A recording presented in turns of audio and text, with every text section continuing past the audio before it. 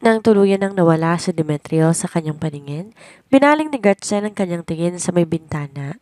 Kahit pa nagpaliwanag na si Demetrio sa kanya kung bakit di nito nasagot ang tawag niya, pakiramdam niya may kung anong kulang pa rin. Hindi niya na itanong sa lalaki kung saan to nagpunta. Hindi siya nagkaroon ng pagkakataon. Pakiramdam niya kahit na dumating to para kamustahin siya, nagmamadali din naman itong umalis. Hindi niya ito lubos na maramdaman. Bumangon siya sa kama at isinuot ang kanyang jacket tsaka napagpasyahan lumabas. Nais niyang lumanghap ng sariwang hangin. Pakiramdam niya, mababaliw siya sa dami ng laman ng utak niya.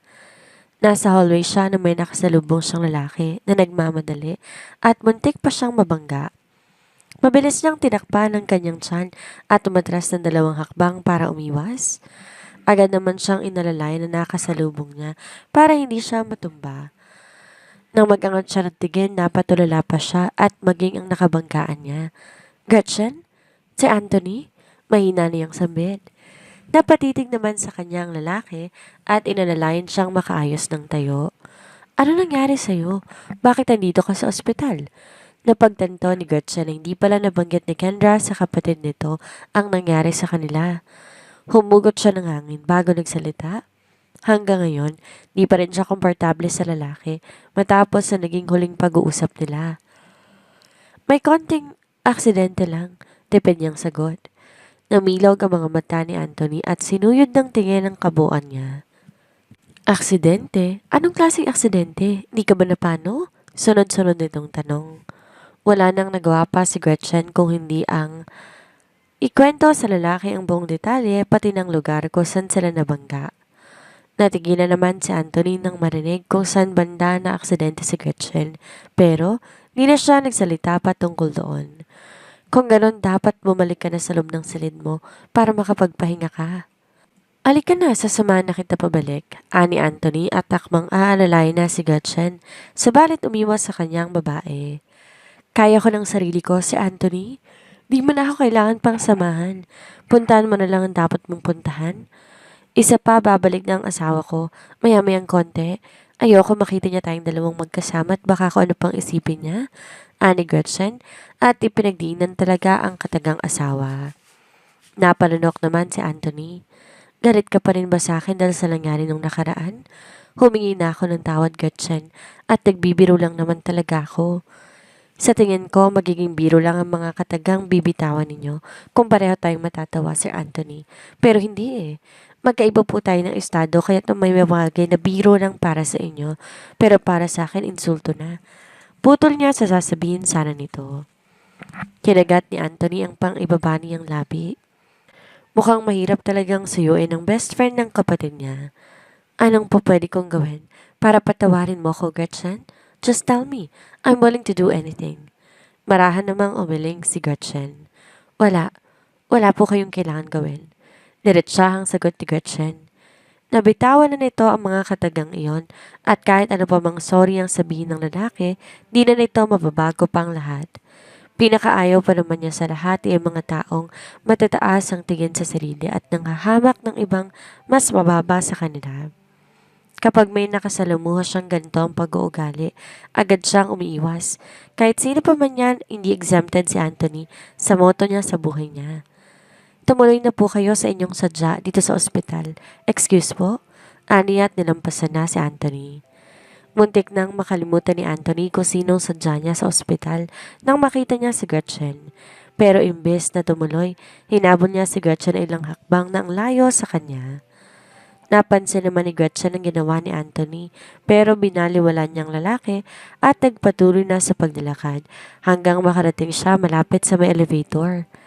Subalit natigil siya sa paglalakad nang makita niya si Demetrio nakatayo sa entrance ng elevator. Napakurap-kurap siya. Akala niya mamaya pababalik ang asawa niya. Bakit narito ng lalaki? Akmang kakaway siya at tatawagin ng pangalan nito pero nabitin seri ang sasabihin niya sana nang makita mismo ng dalawa niyang mga mata ang isang babaeng patakbong sumugod nang yumakap sa asawa niya. Kahit nakatalikod sa gawin ni Gretchen ang babaeng yumakap kay Demetrio, hinuha niya maganda ito. Nakasuot ito ng isang magarang white dress. habang hiniyaang nakalugay ang mahaba at kulot na blonde nitong buhok. Pakiramdam niya tuloy, parang isang manika ang babae. At base sa nakikita niya, hindi man lang ito ay tinulak ng lalaki at tinayaan lang sumandal sa dibdib nito. Matangkad si Demetrio, kaya nagmumukhang maliit ang babaeng kasama nito kahit pa nakasuot na ito ng heels. Kung ang ibang tao lang ang magmamasid sa dalawa, iisipin ng mga ito napaka-romantic ng tanawin. Daig pa ng dalawang nasa shooting. Ito ba ang sinasabi ni Demetrio sa kanya na may importante itong gagawin? Ang magpayakap sa ibang babae? Sa kaisipang yon ay kayom niya ang kanyang kamao. Natigil din sa paglalakad si Anthony nang maabutan niyang may tinitingnan si Gretchen at gano'n na lamang kanyang pamumutla nang makita ang kapatid niya na nakiyakap kay Colin. Ilang sandali pa siyang natulala bago nakabawi at mas lumapit pa kay Gretchen. Wag mo sanang bigyan ng kahulugan na nakita mo, Miss Gretchen. Kapatid ko yung nakayakap kay Demetrio. Kababalik niya lang ng Pilipinas galing abroad at nakatagpo pa ng aksidente. Paliwanag niya at hilaw ng umiti. Walang salitang namutawi sa labi ni Gretchen. Nanatili lamang itong nakatitig sa dalawa sa unahan, dahilan para mas lalo siyang makaramdam ng kaba. Alam mo naman na magkaibigan kami ni Demetrio, hindi ba? Kaya magkaibigan din ang pamilya namin at kilala namin ang isa't isa. Magkaibigan lang si Bianca at Demetrio mula pa noon. Matatakotin lang talaga yung kapatid ko, kaya yumakap siya kay Demetrio. Huwag mo na silang masyadong alalahanin pa. Dagdag pa ni Anthony, pero nanatili pa rin tahimik si Gretchen. Huminga siya ng malalim bago muling napasulyap sa dalawa. Hindi ba't nabanggit mo na aksidente rin ang sinasakyan ninyo ng kapatid mo? Mukhang sasakyan ng kapatid ko ang muntik yun ang makabanggaan. Siya nga rin ang sinadya ko dito. Mukhang nabalitaan din yata ni Demetrio ang nangyari kay Bianca, kaya narito siya para kamustahin din ang kapatid ko. Pakiramdam ni Anthony matutuyo na siya ng laway, kakapaliwanag kay Gretchen. Kahit na naaawa siya sa kapatid niya sa nangyari dito kay Colin noon, ayaw din niyang magmukhang kawawa si Gretchen lalo pat biktima lang din to ng mga kasinungalingan ni Colin. Di niya na mabilang ko ilang mura nang pinakawala ng utak niya para kay Colin. Ayaw niya sa lalaki pero eto, dinedepensahan pa ito para hindi mag-isip ng di maganda si Gretchen dito. Naaawa talaga siya kay Gretchen. Nitong nakaraan lang nga, nakapagsalita siya ng di maganda laban kay Colin at ang resulta, di pa rin siya pinapatawad ni Gretchen hanggang ngayon dahil ipinagtatanggol nito ang walang kwentang si Colin. Tapos, makikita lang to ng babaeng may kayakap na iba. Ang saklap, hindi ba? Gretchen, natigil sa pagsasalita si Anthony nang lumingon si Gretchen sa kanya. Kalmado at halos walang ekspresyon ng mukha nito na ikinabahala niya. Baka mamaya magkagulo pa ito at ang kapatid niya. Pero nagulat na lamang siya nang umatras ng dalawang hakbang si Gretchen at sakto lang na hindi sila makita ni Colin. Galit ka ba? Wala sa sarili niyang tanong. Of course, magagalit talaga. Ikaw ba naman may makitang ibang kayakap ang asawa mo? Ba't ba napaka-obvious ng tanong niya? Hindi naman, tugon ni Gretchen. Napakarap-karap si Anthony. Talaga?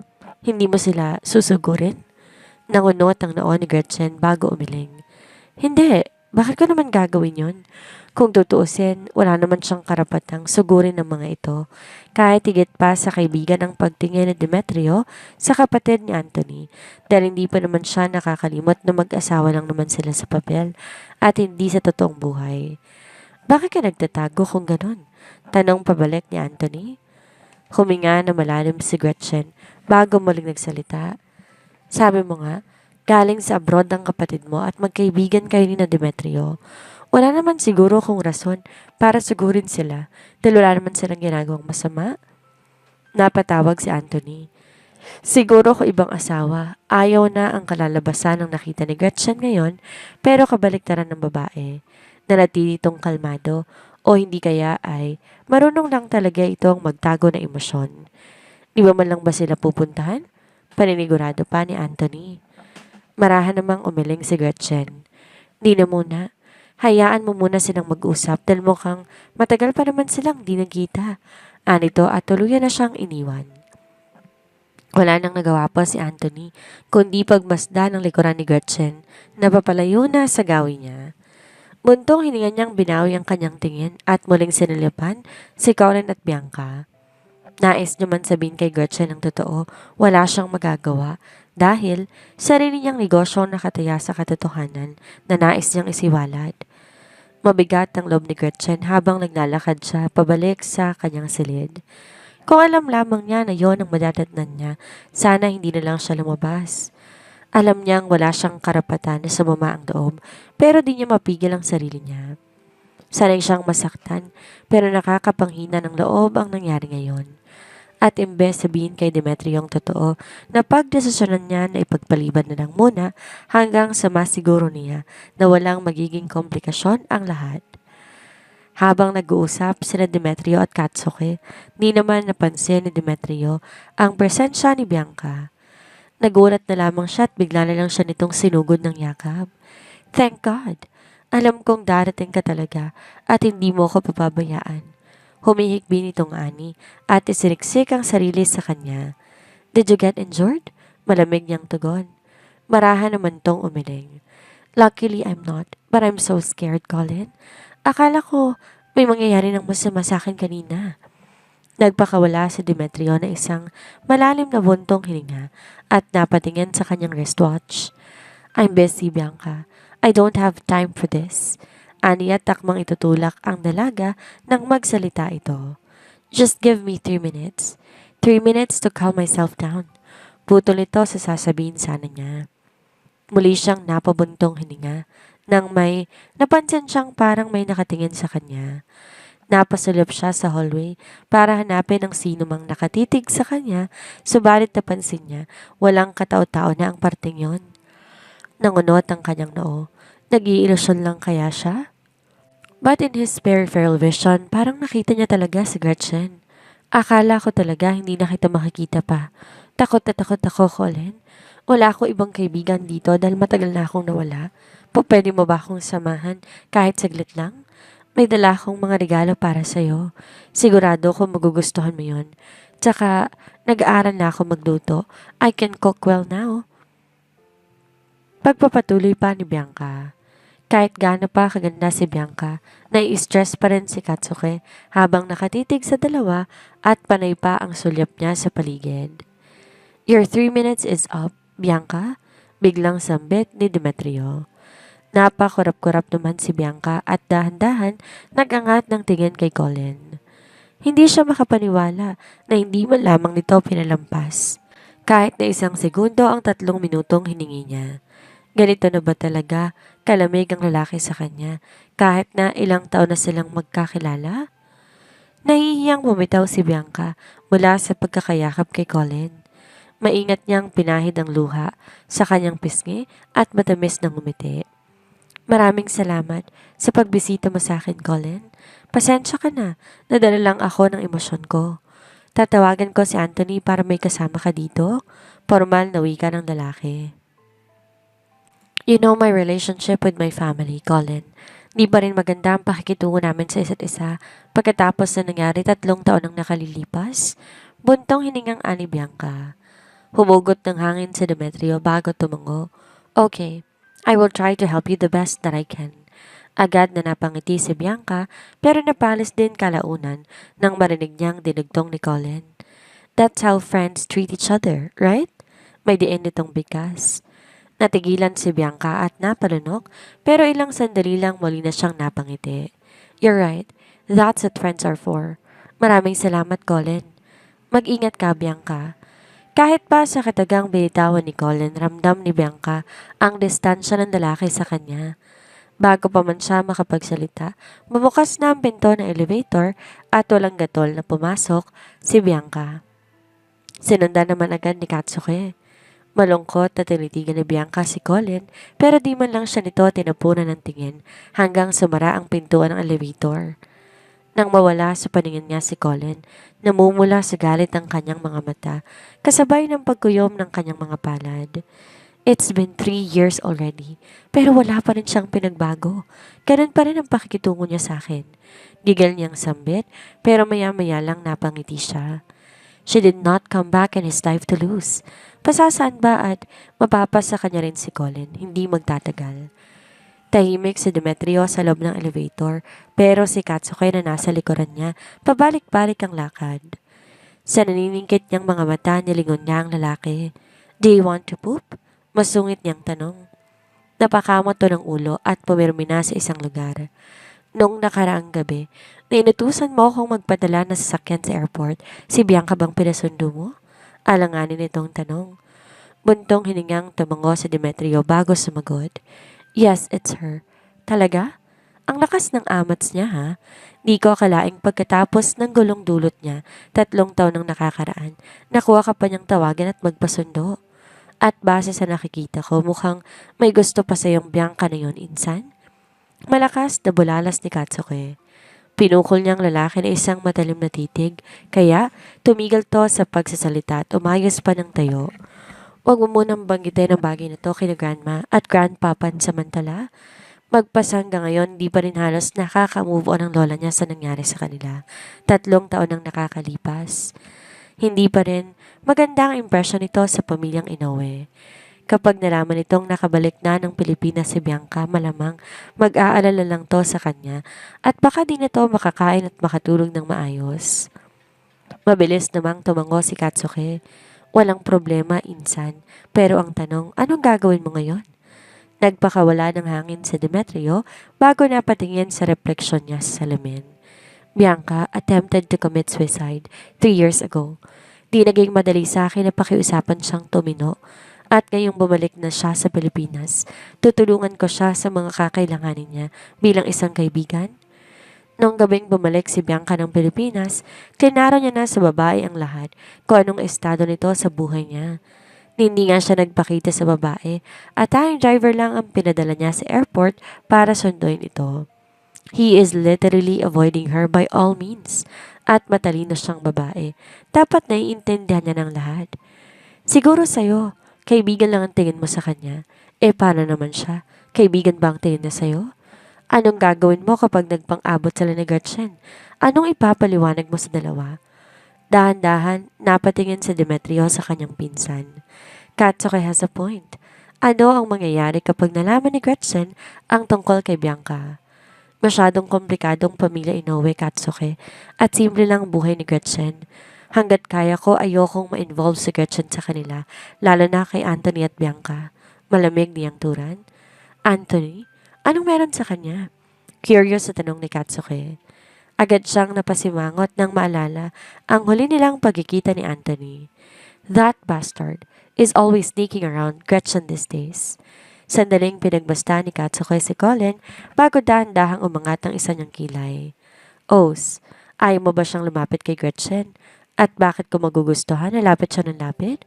I know he's up for something terrible.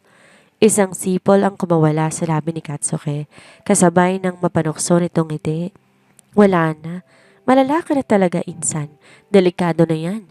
Stop spitting nonsense and don't forget what I told you about Fernan, Katsuki. Masungit niyang asik. Oo na, gagawin ko na. Tamad na sagot ni Katsuki. Pero sa bagay, kung umaaligid nga si Anthony sa asawa ng pinsan niya, mukhang hindi nga maganda. Talagang magkapatid nga si Anthony at Bianca. Mukha lang maamo at parang di makabasag pinggan ng babae, pero isa pala tong baliw.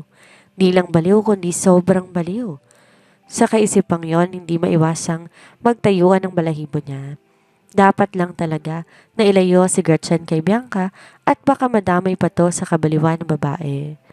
Bumalik si Kendra sa loob ng ospital, dala ang pagkaing binili niya sa labas. Subalit hindi pa man siya nakakarating sa silid ni Gretchen ay nakasalubong na si Kara. Oh my gosh, you're here! Are you gonna visit Ate Bianca too? Maarte nitong tanong. Nangunot naman ang noon ni Kendra. Anong Bianca? Hindi ba't nasa abroad siya? Huminga na malalim si Kara at sumabay na ng lakad sa kanya. That's what I thought too. Pero tinawagan ako ni Kuya na puntahan siya dito dahil humuwi pala siya ng Pilipinas. At nagkaroon siya ng maliit na aksidente pero ayoko siyang makita. You know, she's crazy and scary. At dahil nandito ka na rin lang, bakit di na lang ikaw ang pumunta sa kanya? Marahan siyang lumingon kay Kara. Sino bang di matatakot kay Bianca sa pagitan nilang dalawa? Ikaw ang inutusan kaya ikaw ang pumunta. Ba't ba akong tinutulak mo? Dahil nandito ka na't may dala kang pagkain. Sayang naman yan kung di mo inibibigay sa kanya. Hindi to para sa kanya, no? Napakurap-kurap ang babae. Really? Para kanino pala yan? Sa panibago mong lalaking walang silbi. Isang matalim na titig ang ipinukol ni Kendra kay Kara. Kung wala kang magandang sasabihin pa, di ba? Manahimik ka na lang. Baka hindi ako makapagtimpi at tahiin ko yung bibig mo. May diin na yung bigkas. At bakit naman ako tatahimik? Sinasabi ko lang naman na baka makahanap ka na naman ng lalaking walang kwenta. Wala ka pa namang ka-taste-taste pagdating sa pagpili ng lalaki. Mataray din na asik ni Kara. At ako pa talagang pinapangalanan mo. Alalahanin mo yung sarili mo. Ngayong nakabalik na si Ate Bianca, mas lalo ka nang mawawalan ng pag-asa kay Master Colin.